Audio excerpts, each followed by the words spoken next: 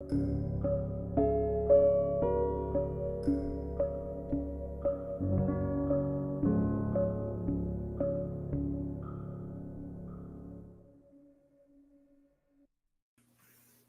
right, and just like that, we're live, just hot out of the gate like the 250 beginner class.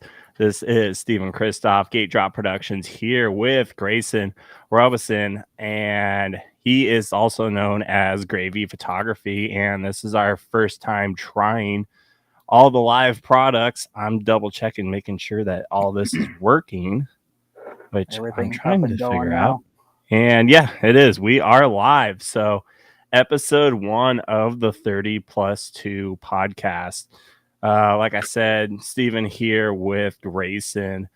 Gonna talk about a whole bunch of stuff, including Anaheim 1. We're not gonna try to do a whole copycat like Mathis on the Pulp MX show. We want to try to give our own opinion on what we saw during all the races and everything going on. First off, Grayson, how are you doing? How are you feeling about this first podcast?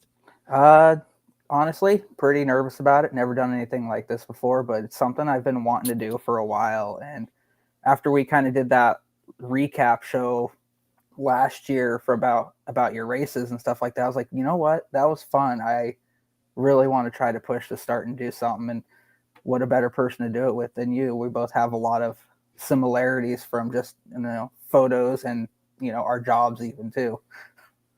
Right.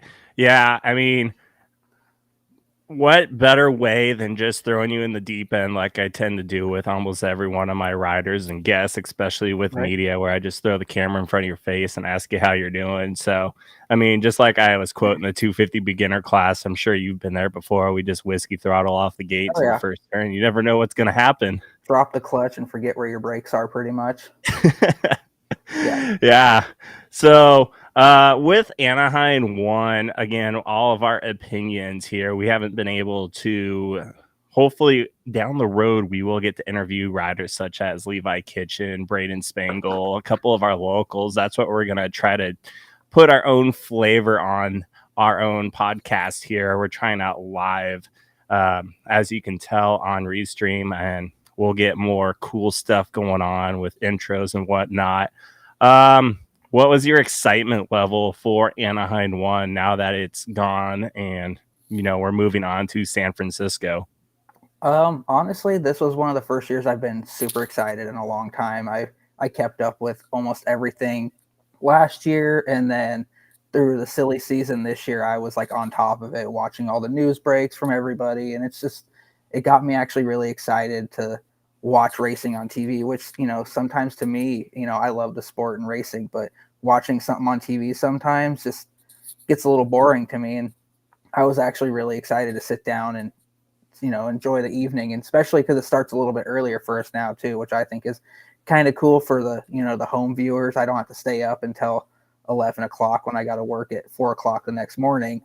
That kind of stuff. I thought that was pretty cool. So I was pretty excited, and I was overall pretty happy with the entire thing so far. Yeah, especially with that 5 p.m. start time, it made things Mm-hmm. a little easier, especially watch parties. Like I had Michael Miller and Stephanie Miller and Terrace Crutchett over, Mm-hmm. and it made it perfect because we were able to, enjoy our dinner, watch racing, and then, for those have, an hour or so drive back. I mean, they were Yep. able to get home and not be home at like 11 o'clock or midnight with it starting earlier. The Right. opening ceremonies, which they're now showing, especially for Anaheim 1, that was kind of a cool experience. They don't usually That show was. opening ceremonies. They started doing that. Anything catch your attention there when they first started at 4:30? It was just I don't know, it was cool catching the behind the scenes clips a little bit. Like there was a shot of Jet putting on like his boxer's jacket right before ceremonies and stuff, which I thought was pretty funny. And I'm like, I wonder if they told him to do that or if that was his idea. I've always wondered those types of things when it comes to the opening ceremonies. But I thought it was cool. It kind of gave it a football, basketball, like big time sport feel with that like pre-show and having Weege and I can't remember what her name is, but like kind of doing a little pre-show thing was pretty cool. So that was really cool to I experience. did like make a joke with Michael with Jet coming down the stairs with the whole Mhm. like boxer's outfit, like I was really wishing the opening song would be like the John Cena bop Yep, yep. because it really looked like He, WWE coming he down should have came out with the with the belt and everything. bodyguards and everything. Like Yep. it just cracks me up. I'm all like, we need bodyguards for Jet Lawrence because he's coming into the ring about ready to go to war. I just Right. up watching. Yeah, no, I thought that was pretty funny. You don't really see security people walking around with the riders in that stadiums anymore. Like when you actually go and see it in person, you don't see that. So that was pretty funny. I'm like, oh, either they really think he's that big of a deal that they need it, or if this is is this a joke that goes with the boxing jacket? I'm not sure what it is right now. Right. I was just like waiting for like some like mega fan girls just come like Yep. running through the Yep. stands and just like bear hug like Jet and just Jet be It's like, gonna I don't know happen. what's going on, but That hey, we're here for the fun. that should be on the bingo card for that moto memes I've seen. Fangirl tackles Jet during opening ceremonies on that now. Since we know that that's going on, that'd be pretty funny. Speaking of moto memes, that bingo card's getting filled out real quick. When do you Oh yeah, think we're gonna have a bingo here? I mean, I said around I 4 in the Facebook comments, but I mean, by next I week, I mean, we might have like the top row filled out if the rain comes in on San Francisco. right. And I think there's like one other box that's pretty easy to get filled in real quick. I'm thinking by three. By round 3, we'll have a bingo. If we're not full by the end of 2, it's going to be early in 3. It won't even be by the end of the night show. Yeah. So, what did you think about the gear choices? Let's jump into that topic first. That was Lit Kit. What do you think about Christian Craig's Fox onesie? I mean, it was interesting to me. I feel like the onesie, I feel like it was a lot more extra steps on putting gear on, in my opinion. What do you think? No, I think it's a little ridiculous. Like I understand where they're coming from, and like they're taking ideas from like cyclists and all these kind of things, and we always want to try to get better and lighter gear. But honestly, I don't care how much lighter that stuff would be. Like imagine if you had to go to the bathroom in that real quick. They better put a backdoor flap on that thing like a real onesie if that's what they're going to do, because even just like I feel like putting it on with knee braces and stuff like that, it's going to be extra hard. Like I don't know, it's like putting on a kid's Halloween costume. It looked like to me, like you step in it and pull it over your head. It didn't look cool. I like the idea, but to me, a lot of gear nowadays, it's about how it looks, not about how it functions. Especially for me, somebody not at that level, I guess. Yeah. Well, nothing against Fox. Like I like the innovations and everything. For me, it just felt like it was extra steps. I mean, Paige did make a joke that there was, a hole so you could actually go number 1. So, I mean, it was still there, but I just felt like there was so much work. And then my, fat body of being, 36, like me, I already struggle with my FXR pants on getting them over the Mobius knee braces. I just could feel like, squeezing a sausage in there. Like, I don't think it'd work out well for me. But I mean, it's we'll see if they continue with that innovation. The kit itself, like the colors and whatnot, looks pretty good for the Husky brand. Right, it looked good. I like it because it kind of matched that other 50-year anniversary one that like AC and Roxon were wearing. It was just slightly different. Yeah, what'd you think about Chase Sexton's kit, the Dalmatian / I don't know, cow print? I thought it looked clean on the KTM because white and orange usually go well together. Right. I mean, I'd rep that. Yeah, I'm I'm not a big orange fan, so I don't know if that not quite my style. I'm very, I don't know. I like the Fox gear still though. I like the look of it. I'd wear something like that. Yeah, I'm hoping that they'll bring back the I don't know if you remember it. It was like 2009. It had the big, huge star on the back of the Fox gear. It's like red and black. Yep. Dungey repped that a lot. Yeah, like had polka dots and things on it. Yeah, bring back that wildness to it. Yep. Well, I think they should do that because they brought back, the Carmichael one. Let's bring back a Dungey kit that he wore a lot, and I feel like that was probably one of them. Yeah, that orange and white Carmichael gear. I don't know if you had the chance to look at Jaden Smart on the number 4 Cobra Elite 65 rider, but he runs the number 4 as well, and he just made that whole kit just look perfect for Washougal regionals. Yeah, I saw that, and I saw he was wearing I think the red one at like the Daytona Amateur Day too, which was pretty cool. It gave me like mini Carmichael vibes back at Daytona because he was on all by design. Right, the yellow Cobra bringing back the Suzuki look as well too. It's kind of fun. So with this track layout, the right-handed first turn, only 2 big crashes out of the 8 attempts going through that corner.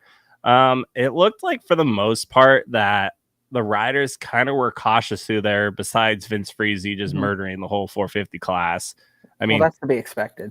You know, yeah. It's gonna happen on a right-hand turn, and you put Friese in there. You know, he's gonna cut across, and obviously that's exactly what happened. Yeah, I mean, it wasn't intentional, as you could No. tell. I mean, you did the slow-mo, like, Mhm. look at it. He just kind of beelined it to the inside like he usually does. Right. He'd be a really good arena cross rider. That's Like, where that would honestly he should go.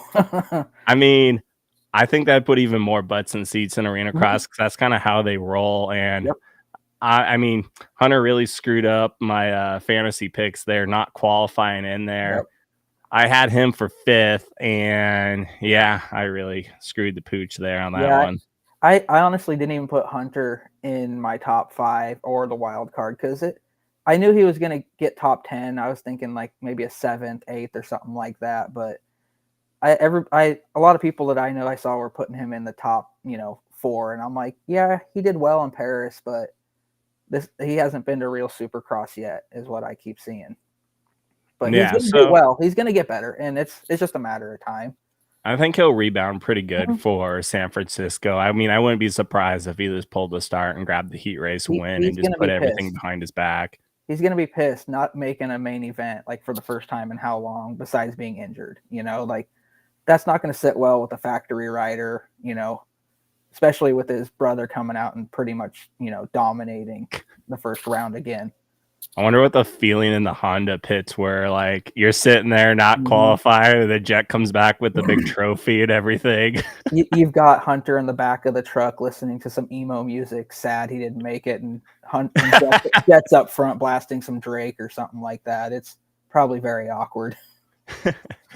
Eh, it is what it is. But yeah, Hunter's a good rider, But and I'm sure no he'll doubt.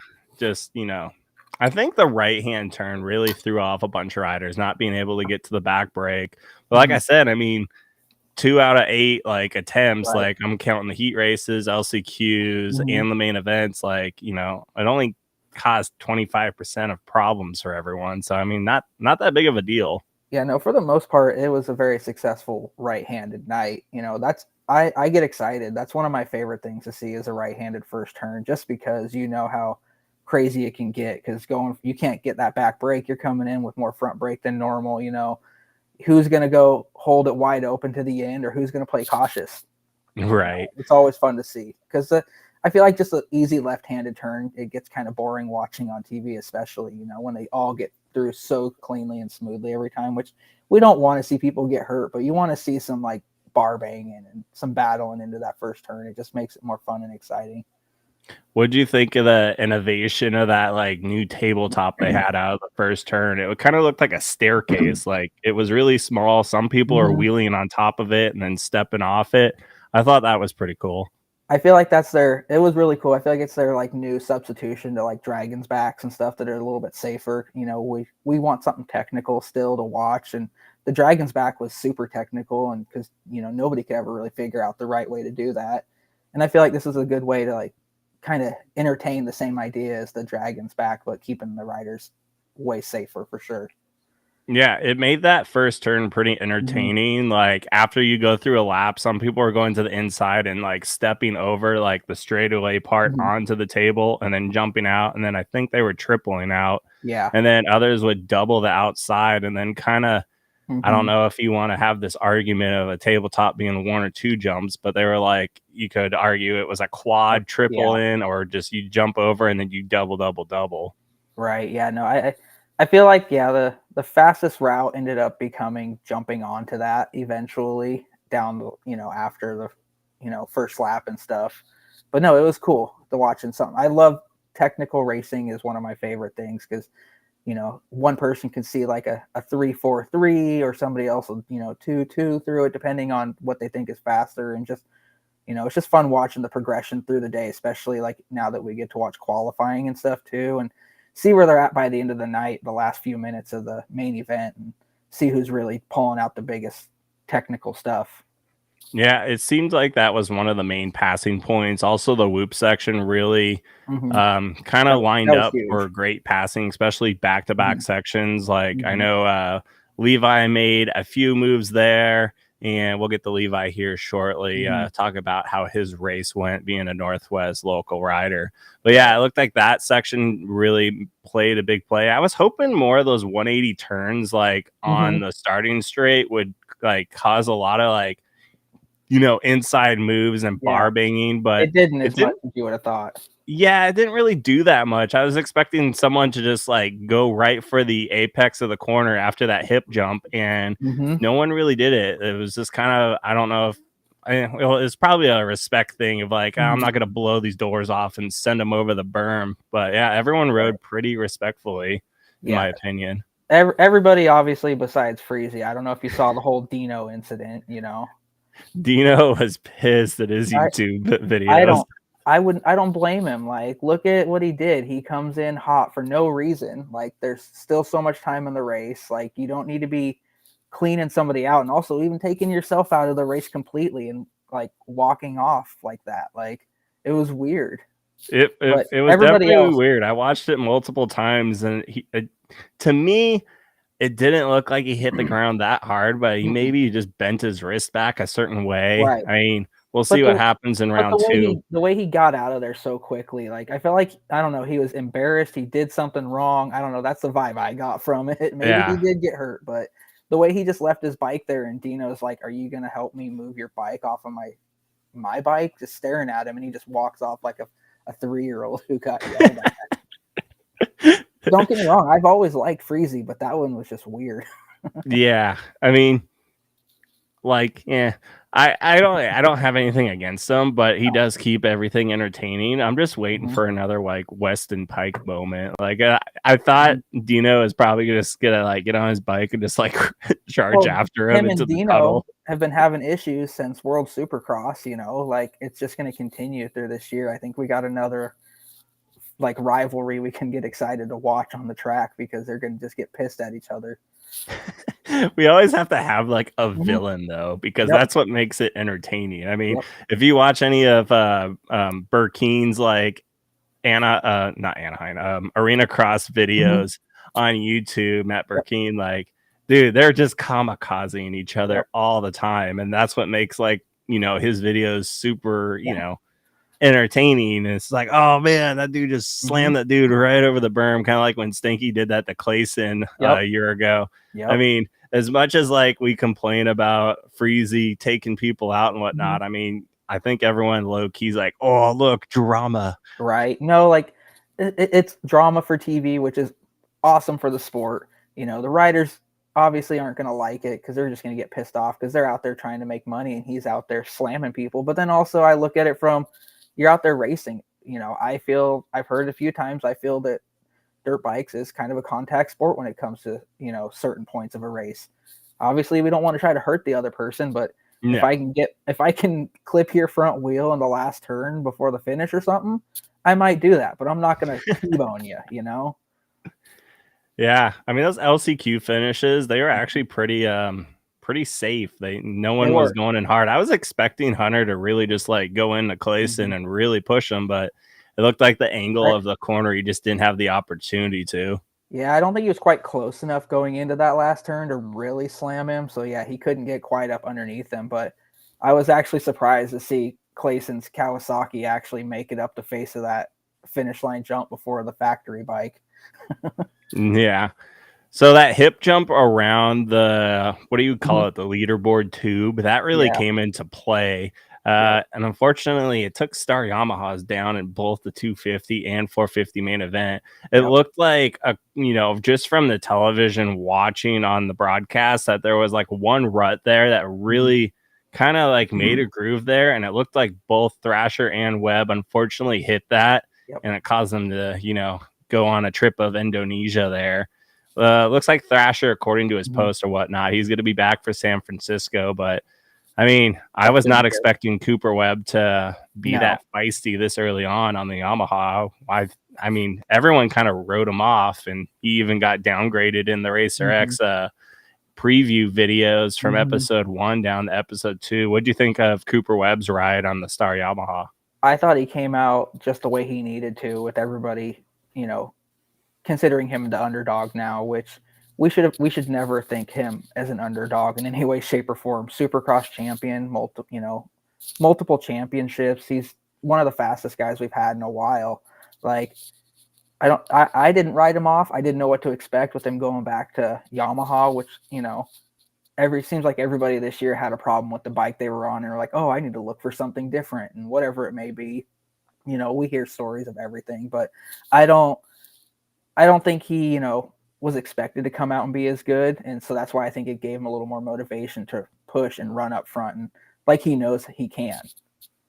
So I think we're gonna continue to see him pushing up towards the front. I think that was just a simple mistake that anybody could have made. There was no rhyme or reason as to why he really did that. It might have been a little slick, whatever, but I think this will just motivate him to keep going even harder after being able to prove he can run it back up front on a new team. How many wins do we think Cooper Webb gets? That's really tough. I honestly don't know who's going to win each race to each race. I'm going to say 3 to 4. 3 to 4. 3 to 4. I'm saying maybe 2. Yeah, I'm gonna just go with 2 because I think we're entering an area, and I don't want to be like almost everyone else, but I mean, Jet, he's not. I mean, this is such a topic we can argue right now. Mm-hmm. Like, they're claiming rookie. I mean, he did all of outdoors, won the title, undefeated, and yes, he didn't do a 450 Supercross, but he did Super Motocross. Like, he doesn't ride like a rookie, and he's got kind of, what do you say, half a year down already, like racing against the tough guys besides Tomac. Like, I think he raced every single rider on the gate besides Tomac. Yep. Yeah, I think that's the only thing that was kind of up in the air in my head too, was how was he going to be up against Tomac? We already know he can beat the other guys. He's done it in multiple settings now. But I thought, just with the pressure of this just being his first actual full Supercross season, I didn't think he was going to come out and get that first win. I know he's going to do really well, and he's going to be, I think he actually might win the championship. I don't see him going undefeated like a lot of people are talking about, but I think he's going to get the majority of the wins. I feel just he's got the experience. He's ready to lay it on the line, and from what I see, he's one of the smoothest guys, actually, I felt, that was riding A1 this weekend too, and being the fastest too. Yeah. And I feel a lot of it for Jet, and then once again, it's just our opinions and whatnot. Right. No, for sure. I feel like, and who are we? He's he's like very good at timing on the start, just like a Formula One driver. Like, he's got timing to the point, and if he gets off the gate in front of everyone, I mean, it's sayonara in my opinion, because you've already pretty much done, more than half the work, in my opinion. Right. And I think in order for a lot of the other riders, especially someone like Cooper Webb, like, I feel like you need to start in front of Jet at least to kind of mess with him, or at least get him in the second turn to like kind of like shake him up and be like, hey, I'm gonna battle you all the way through. Because I feel like a lot of the races, especially in motocross too, I mean, I should go over the next week and see how many times Jet got the whole shot, because it seemed like he was always up front by the time he got to the finish line. Yeah, no, if he starts up front, he's pretty much gone. Like, he's smart too, that he knows if he doesn't get the greatest start and pull away, like, he doesn't care about winning by 30 seconds, a minute. He'll take a win, by a half a second if he has to, because he's I don't know, I feel like he's just one of the smarter guys out there. A lot of people are out there to go out there and lap the entire field, and he's just out there and wants to put the laps in for the 20 minutes, and then wherever second place is, he's cool with it. He doesn't care as long as he gets across first. And if that means if he gets to slow it up and play it safe, that's cool. I feel like it's kind of a veteran move a little bit, and he's the youngest guy out there, which is crazy to me. Right. And it makes me feel like, an old fart seeing a 20-year-old go around and just already he's got the Rolls Royce and everything. I mean, good for him because he's really worked He hard and deserves it. hard Yeah. work pays off. So Yep. like any of these amateur riders, if they put in the work, I mean, you could be a Levi Kitchen, for Yep. example, and work your way up. It doesn't.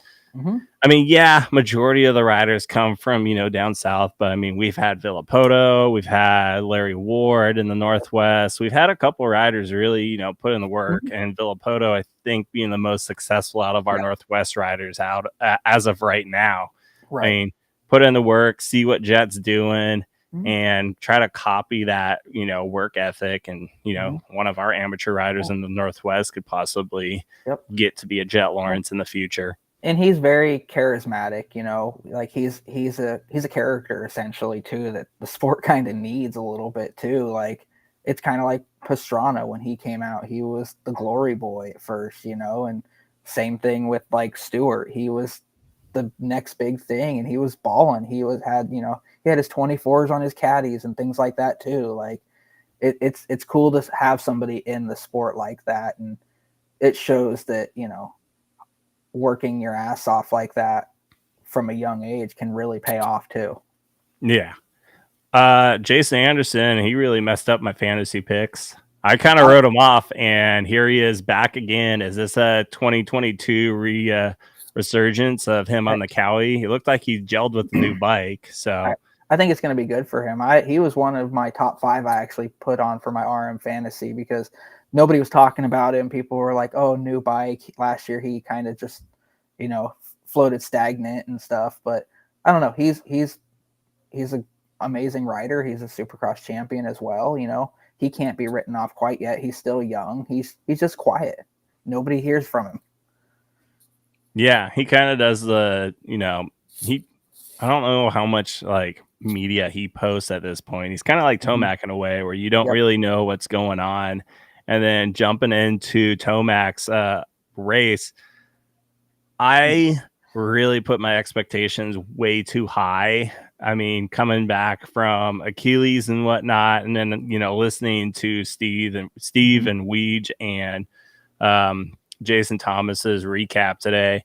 I mean, maybe he's just a little rusty, according, to a lot of them. I put him second in my RM fantasy, and it just didn't work out. But if you go look back at the stats, Eli has not really been the best at Anaheim 1 through his career. I mean, even back in 2022 when he won the championship, it didn't work out. He finished, I believe, 6th or 7th, and he's going away with a 9th. I mean, it's not the end, but hopefully a regroup happens at San Francisco. What do you feel about Tomac's race? I honestly, that's what I was kind of expecting a little bit. I was literally thinking the exact opposite of what a lot of people were saying. I'm like, yeah, he could come in and he could still be just as good as he was when he left off in Denver last year. But the Achilles thing, that's kind of a gnarly injury. Somebody for his age, especially, he's up there, the age wise for this class now, and he's not no Billy Laninovich or anything like that. But coming back from an injury like that, he's got to probably take it a little bit easier, maybe mentally in his own head, or he's just coming back and coming in under the water like a shark and testing the waters right now, and he's gonna attack after this. We're just gonna kind of have to wait to see what happens the next couple rounds, but I don't see this as him being, written out of the championship battle this time. Yeah, I mean, I'm not worried yet because, like I said, his previous races of Anaheim 1 mishaps are just not on the pace. I mean, more times than not, he's finished actually outside the top 3. Mm-hmm. I mean, last year he came back. He even crashed last year, and he came back and won. So, I mean, there's not that many times because, he had the pants incident back when he was on Cowie and a whole bunch of things just for some reason goes wrong. I don't know if this is an early race jitters or whatnot, but I think it'll take another round. Like I'd say probably top 5 next weekend, in my opinion, at San Francisco. And then I feel like he'll be, he'll start to really be in the mix with everything. Cause it looked like the start didn't really help him getting 11th out of the gate. I mean, he only made 2 spots, and Ken Roczen did catch up to him, Right. and Ken stopped in the pits and got his bike fixed. So I feel like he was just kind of riding conservative mode there. Aaron Plessinger, he looks really good on that KTM. I'm hoping that this will be the year that he can, get redemption from that heartbreak where we all saw at Detroit, where he threw it away and everyone at Woodland Motocross Park was just crying. You could hear the uproar echo around the entire track when he crashed. Do you think AP's got something in the bag this year? That's a really tough one. I like AP, and I've liked him since he was on, a Star 250. He's just fun to watch. He's an awesome rider too, but I don't quite think he has what it takes to actually get the win. Oh, we have an AP doubter.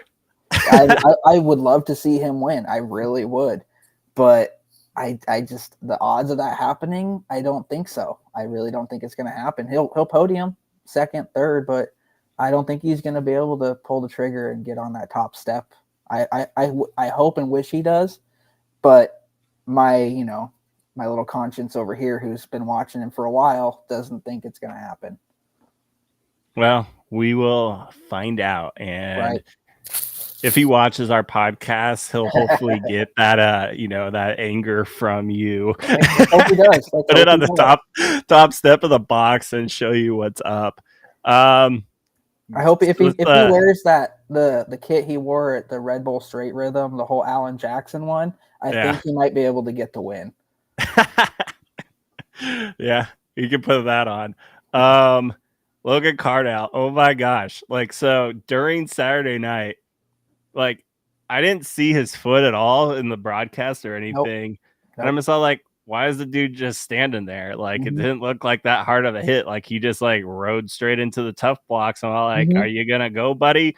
And then he posts the video today, and I'm like, oh my god, his foot's facing the other direction, which is insane. That's how my ankle was at Riverdale when I broke my ankle.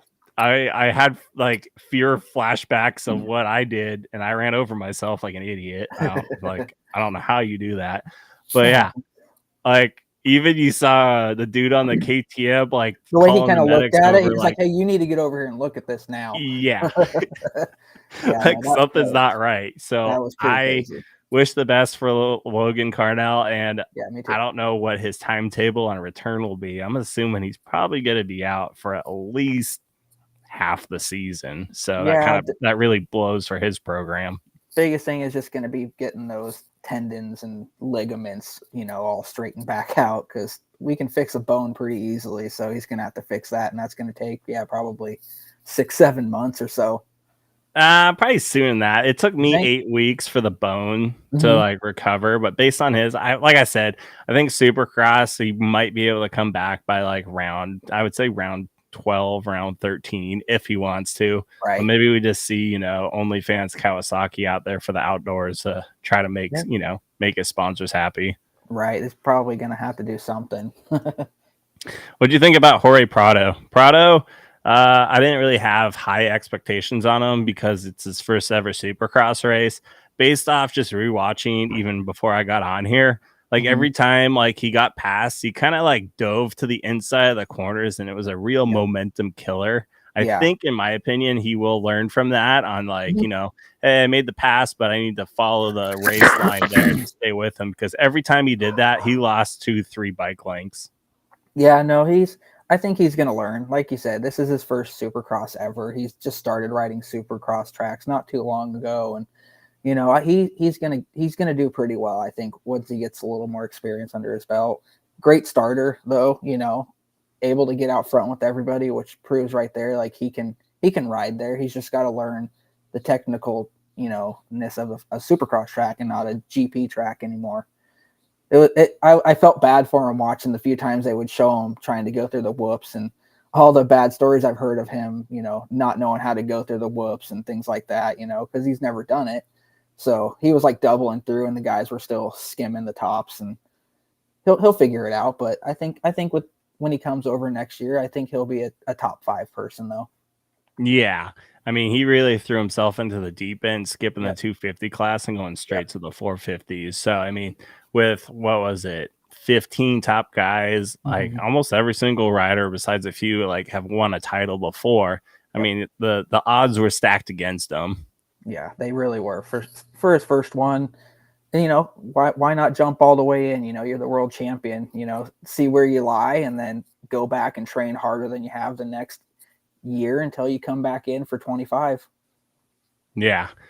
250 recap. We're already past our 30 minutes, so we're in our plus 2 lap phase Right. now. Plus two. 250 recap. Everything went a little as expected to me, in my Mhm. opinion. I mean, Yep. Hampshire's always looked good. He kind of took control super early and was super aggressive. Uh, Watching, I thought Beaumaire getting past Kitchen there, Mhm. the like very beginning of the race, kind of threw Kitchen a little bit off his game for a moment, because it looked like he was pretty hesitant there. Like, oh, I wasn't expecting Juju to jump in like that. And then RJ just said, "Get out of my way, rookies. I'm gonna, go Yep. right through you guys." And it seemed like to me, Beaumaire really kind of held up Levi there for a couple laps, which Mhm. caused Smith to catch up and Volan. And then it looked like midway through the moto, Levi kind of just grabbed another gear and kind of got back into his comfort zone to go back into attack position. What do you think about Kitchen's performance there? I thought it was pretty good. Definitely was hoping for a win. Like I think everybody here in Oregon and Washington were hoping for, and he's perfectly capable of doing that, and he's going to do it at some point this season. But yeah, he with him finding that extra gear to get back. What was it, third? He ended up finally Yeah. finishing, but coming back after that and getting past them, I think it's what he needed. He needed that little confidence boost. He knows he can get past them now, and now the next question is, can anybody keep up with RJ? The veteran of the class. The as everybody would like to call him, the old man. Even though it's really not that old, but compared to the 20-year-olds and stuff that are out there. I mean, it kind of reminds me of the Christian Craig season Yep. of RJ Hampshire's now Christian Craig Yep. in this type of scenario, like the veteran status versus all the younger riders. I think this is just my opinion too. I think Levi looks a ton better on the Mhm. Kawasaki versus the Yamaha. I don't know if it's just the way the Kawasaki fits him or what, but I mean, he looked really great out there on that bike. Yeah, no, I agree with that. He looks good on whatever he rides because he rode Yamaha for a very long time, so I felt like he was always comfortable on that. But I think making the switch to PC and Mitch Payton is definitely where he needed to go. Smaller team. I feel like there's more focus on him for what he needs and what he needs to get a win because they know he's capable of winning. We're not focusing on what Star Yamaha has 11 or 12 riders and PC has 4, I think it is this year, and it's like it just makes more sense. It's like 4 or 5 on PC, but still that's half the amount of Star. So they're going to be able to actually Right. give him the attention he needs to accomplish the wins and win championships. And I think that's why he probably looked more comfortable on that Cowie. Well, I feel like Pro Circuit has really put like Levi as the Mhm. title favorite on their team because they Yep. have Forkner. Nothing against Forkner. He's been in there for a while, but the Mhm. black cloud seems to follow him every single time. And Yep. then they got Volan and Haymaker and McAdoo. I just feel Mhm. like it's Levi's turn to maybe change the pathway of Pro Circuit the last couple of years. I mean, I Mhm. really feel like if Levi keeps it up through the rest of these races, like you never know with RJ. He's kind of a ticking time bomb at times, and he'll get a little too wild, and then that would be Yep. the capitalization there. I think I'd say by round 3, if Levi keeps it up with the great starts and Mhm. whatnot, we could see him grabbing a win pretty early here. Yeah, I within the next 2 or 3 for sure he's going to get a win. I'm really hoping it'll be a San Francisco round. And, we'll just have to wait and see. But I think he's very capable of it, and I think he's going to be the one guy if he can get in front of people quicker. Get up there with RJ off the start. Him and RJ could just run away. I feel together and just battle each other, not get stuck behind all the people. Yeah. And we didn't get to see the true potential out of Shimoda once again. Usual first round tendencies from him, mistakes, bad start this time in the main.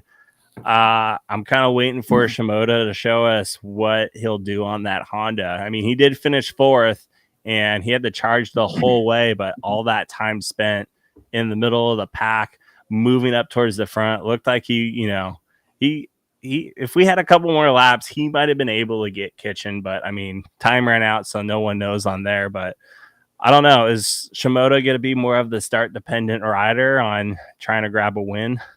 Honestly, I like Shimoda and all, but I don't really see him actually maybe getting a win in Supercross this year. You know, he's got some really big shoes to fill with Hunter and Jet bumping up, you know, and now he's their star 250 guy because Hamas, you know, he's still very unknown in what he can, you know, do in Supercross. So and he's coming off a knee injury, Chance Hamas is. But I think there's just a lot of hype around Joe right now. Not saying that he's a bad rider or anything. He's amazing. He's one of the best there is too. But I don't think with the other guys right now. I think switching to this bike and a new team and trying to fill the big shoes, I think it's going to come up a little bit short. He'll be on the box. He'll get seconds, thirds. He'll be close in there, but I don't think he's going to get a win with Kitchen and RJ and even Juju. I think Juju might pull off a win just surprisingly. Yeah, I mean, he's really come on strong. Yep. So do you want to go over your picks on fantasy? I don't know if you have that pulled up or not. For San Francisco or what happened in Anaheim 1? Who'd you pick and results there? I can go first if you want to look yours up. You go first. I think I still have it up. I just got to load it real quick. Yeah. Well, I got Jet Lawrence correct. I put Jet as first. And then we talked about second overall, Eli Tomac. That's where I picked him. Unfortunately, that really hurt me in the results. Anderson getting second. Mm-hmm. I put Sexton third. Sexton got third. So I got first and third correct. Roczen for fourth was on my choice, and that didn't happen. Plessinger hurt me on that one.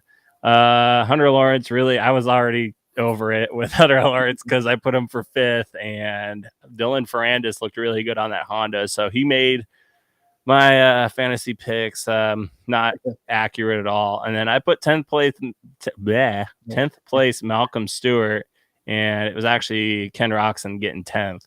I think just with that crash, it really screwed my picks up, besides Tomac just not looking like he was 100% back and ready to go.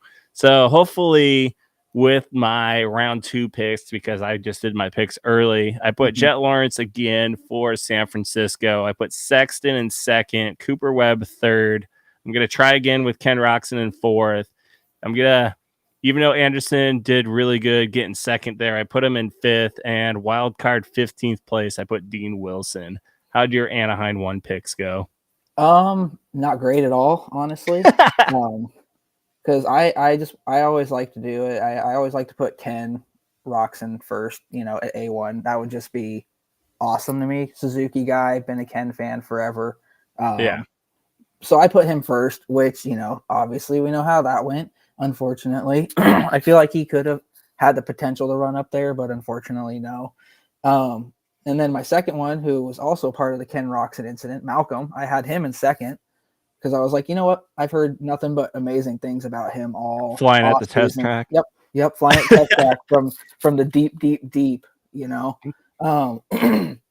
I put Jet in third because I honestly didn't think he was going to win, but he surprised us all. And I fourth was, what did I have? I actually had Jason Lawrence in fourth, or not Jason Lawrence, Jason Anderson. That's my bad. He's still on the mind right now. But I had Anderson actually for fourth because I was like, you know what? He's going to come out and he's going to get a top 5 tonight. He's going to do it. And then fifth was Christian Craig. And then wild card was Ferrandis in 10th. So wasn't too off on theirs, but yeah. I feel like everybody else besides my Jason Anderson was way off. Well, okay. All right. This will be Chris Haas' bone to pick moment. We'll probably start doing this in the podcast. Nothing against Rocky Mountain, but I've just when you're doing your picks and whatnot, I really wish they would update the roster. There's like a million people in there, and some of them are 250 riders. I don't know if they do that for trickery or what. Well, some of the 250 guys jump over on the East Coast sometimes, so Yeah, but there's also riders in there that haven't raced for like 3 years. I'm like, dude, it's time to cut them out of the system because I almost screwed up on my picks. I was trying to put Jason Anderson for 5th, and no, it was a 4th, some other Ken something. And I almost hit submit, and then I looked, I'm like, that's not Ken Roxon, that's Ken like someone else, that like a privateer rider I've never heard of, because I just kind of fat fingered it. So Rocky Mountain, I don't hate you. I just want you to clean it up a little bit in the roster, especially for riders that don't like. Brock Tickle's still listed in there. Right. Like Brock Tickle hasn't raced for years. Like X him out of there because he's not coming back. He's already a test rider. That's my bone to pick for the night on episode 1. Yeah, no, I found I did that. I'm doing the RM fantasy, but then I also saw that Vital started their own fantasy this year. So I jumped on that one too. It's kind of a little more intriguing. You get a budget of $1 million for the week, and you get to pick, your riders based on wages and stuff like that, which I thought was kind of cool. Because picking the top 5 is pretty damn stressful, and sometimes it can really ruin your night. But then if you get, by a budget, fantasy, like some actual football fantasy, I feel like it's a step above that RM now. It's a little more fun to me. Well, fantasy makes me upset all the time, as you could tell. That's why I put my picks in like on Monday, so I don't like pay attention, have to deal with it the rest of the week. So I'm just going guns a-blazing. I'm going to do that every single race because why not? Right. It could either work out really well or it could suck. Like I could go all nerd status with looking at qualifying times and everything like I did in the past to be more accurate, but I'd still get like 4,000th position on. I'm never gonna win a prize. Let's be real. No. But that's how I am. That's how I am too. Like I used to be so like watching qualifying. Oh, who's got the he's got 2 positions better than this guy. He's gonna beat him tonight. And 90% of the time my fantasy is wrong. Yeah. I just need to stop and just pick on whatever I think is gonna be the most fun to watch. Honestly, I think. Yeah, I don't want it to like make it to where I'm watching and I'm getting frustrated at like Sexton because he's like one position like off of what I picked him as, because I just like enjoying the racing and I just enjoy the battle and whatnot. Final segment of the podcast before we wrap it up. White Flag is now out for our podcast. It's been a long time. I was gonna do the segment on this day like years ago, see what aligned up, but we're gonna swap it out. What has been your favorite Anaheim 1 memory out of all the years of racing? Any races like come to mind to you that year's like that was the ultimate race at Anaheim 1? It's gotten tougher for me over the years to remember which ones are what. I can help you if you name something. I can give you the year. Like I know. Like I can never remember specific races anymore. Like unless somebody really brings it up and it jogs my memory. But basically any A1 that had like was 2005 and older when we had 252 strokes racing on that. Carmichael on the 250, Stewart on his 250 and stuff like that. Those are some of my favorite A1s, and that's just, it reminds me of, being younger and when I was super exciting. I don't really have any specific A1 memories. I don't know. It's tough. It's really tough for me. I don't have a right answer for that one. Well, we'll jog your memory at some point. Right. I know my favorite, you know how I am, especially if you ever came to my office, 2010 battle with Dungey and Stewart. Everyone was counting Dungey out, and I've even been listening to the old Pulp MX podcasts and whatnot, which I laugh at, like listening like 14 years later. Everyone's counting Dungey out, so he's like, yeah, Dungey might get like a top 5 or whatnot, and then he comes out guns a-blazing, almost beats Stewart on the opening round. that really was kind of like the moment, like me being younger, I'm just like, dude, like this is the underdog, and that's why Dungey's always been my favorite. So I'm Yeah. gonna go 2010, that battle where Dungey literally led all the way to like about 4 laps to go and even came back, and then that stall out really messed him up, and we know how the rest of it is. Stewart would go on and win that, and then I think that was actually the last time Stewart won a race in 2010 before he bowed out with injury. And then we know how the 2010 season would go on between Villopoto and Dungey. Yeah, that's the whole new era started right there. Yeah, I'd say, I mean, they started 4 strokes in 06 and whatnot. But yeah, that was the kind of change. For me, in opinion, that's kind of the changing of the guard because, like, even though Stewart would come back stronger, and yes, he would ride the Yamaha in 2011 and then 2012 before swapping over to Suzuki. It was kind of the changing of the guard, like I said, with Villopoto and Dungey coming into play now, and then Kennard here and there. Yeah, definitely. That's a good era though too. That's my probably it's up there with one of my favorites. Watching Villopoto step up and become the guy that everybody was amazed with, and Dungey too. Never been the biggest Dungey fan, but that's all right. We'll let that slide. Well, before we wrap it up, we do want to, I would like to talk about what's coming up this weekend. I don't know for sure if racing is going to happen with all the snow that's supposedly coming in, but this weekend we have Woodland Motocross Park. We have the vintage racing on Saturday, and then regular racing on Sunday. Make sure to stay on social media to make sure that they are going to be running or not.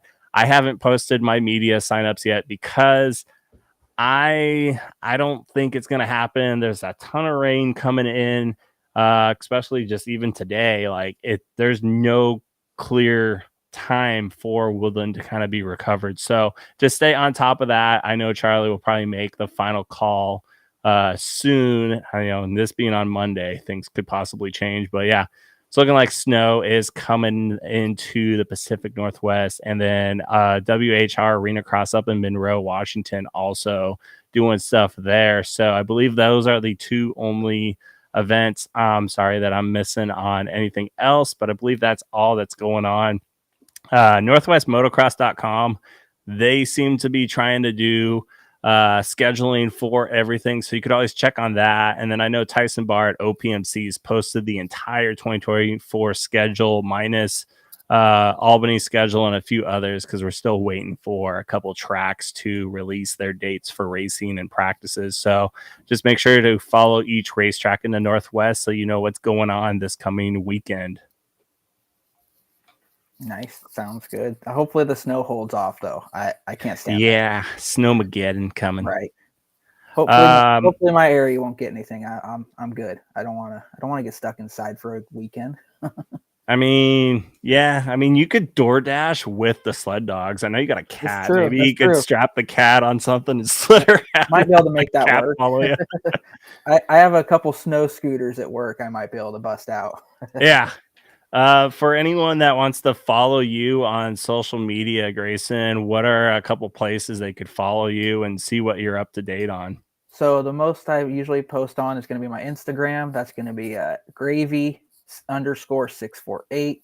That's pretty much where you'll see everything. There's a link in there to my Facebook profile, or when I do get out and actually get to take photos and stuff like that, I post everything on there for everybody to check out, and you can like and follow that. Don't really post on that one as much besides the actual photos, but keep an eye on my Instagram. Always something going on for the most part.